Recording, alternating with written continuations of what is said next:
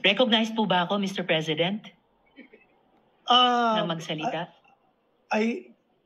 You were the majority leader was moved for your recognition. So I recognize you. Salamat kaayo, Mr. President. Sinusuportahan ko po yung pagtindig ng Ginoo mula sa Bukidnon sa napaka-importanting isyung ito. Yung kontra-isugal bill na inihain ko, Mr. President, ay nagdedeklara sa online gambling bilang public health risk. Yung mga highlights nito ay kasama yung pag-restrict ng access sa mga individual edad 21 at mas matanda. At may striktong age verification at pagbawal din ng direct linking ng online gambling platforms sa mga electronic wallets at super apps na pinagbabawal din na mag-advertising tungkol sa online gambling. At speaking of e-wallets at super apps, Mr. President, Ginoo mula sa Bukidnon, hindi ko rin maintindihan bakit hanggang ngayon tahimik itong mga entity na ito sa gitna ng kontrobersiya tungkol sa online gambling. Hindi talaga nakatulong na hindi binanggit ni Presidente ang online gambling sa kanilang SONA.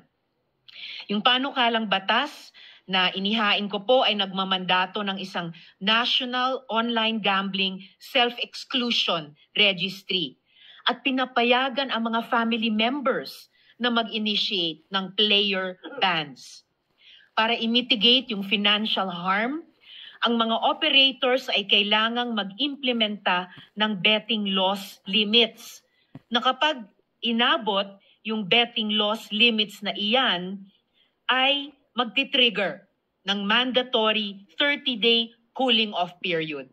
Dagdag dyan, itong kontra-isugal bill ko ay nag-i-impose ng sweeping ban sa online gambling advertising, sa public spaces, sa traditional media ng TV, radyo at print, at sa digital platforms, kasama ng absolute prohibition sa sponsorship sa iba't ibang events.